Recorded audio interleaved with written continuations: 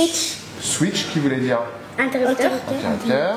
Il y a if 1, 0, 1, 2 et 3. Dans les abeilles, on sait que sans elles.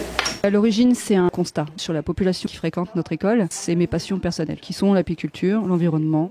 J'ai un autre petit défi pour les robots, pour quand vous allez finir les fourmis. J'ai eu la chance de participer à une animation en robotique qui voulait développer les sciences à l'école par le biais d'enquêtes. Faire en sorte que les enfants deviennent des enquêteurs, des scientifiques. Je discute avec cette chercheuse, je lui parle du fait que je suis apicultrice et que je le voyais bien proposer du coup de faire des robots abeilles. En fait, on a commencé à échanger à partir de là.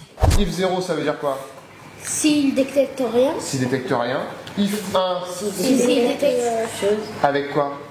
avec le capteur. Essayer de trouver le programme pour que s'il détecte le mur, il s'arrête et il recule. Et s'il détecte rien, il avance. Il y a des petits programmes. Il y a Start, Go, M. Ils étaient tellement impliqués, tellement passionnés.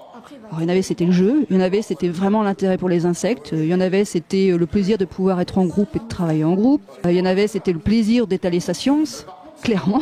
De toucher quelque chose qui paraissait complètement obscur et d'un seul coup tout s'illumine. Quand on a terminé, on ramène le robot, le câble. Et après, en fait, on a une clé USB. J'en ai quelques-uns qui maintenant passent plus facilement par le schéma, donc parce qu'ils avaient appris à schématiser le corps des insectes, par exemple. Le travail sur la logique était assez efficace. L'expression orale qui a pris une dimension auquel on s'attendait absolument pas. Enfin, on l'envisageait, mais on ne sentait pas la chose devenir aussi importante que ce qu'on a vu. Ouais!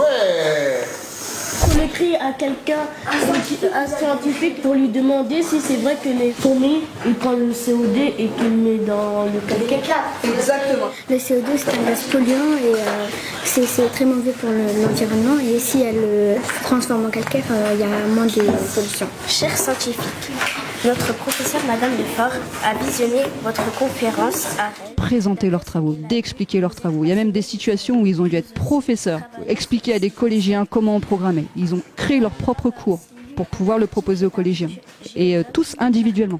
Pour la toute première fois, on avait expliqué à des CM1 notre projet. C'est un storyboard pour expliquer notre forbie. Notre forbie, c'est une question pour une abeille. On va montrer une carte à l'abeille. On va le mettre dans le traducteur d'émotion d'abeille. Et après, le robot, il va dire s'il aime ou il n'aime pas. Par exemple, si on lui montre une carte avec des fleurs, il va dire oui.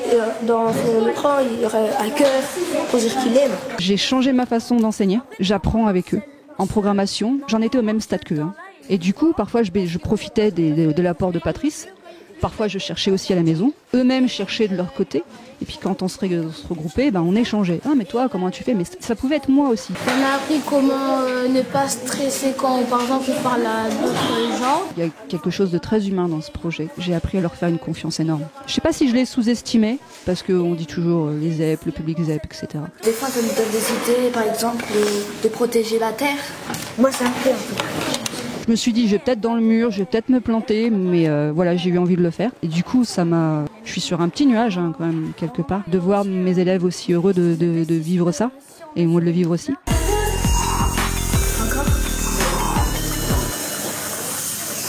C'est super.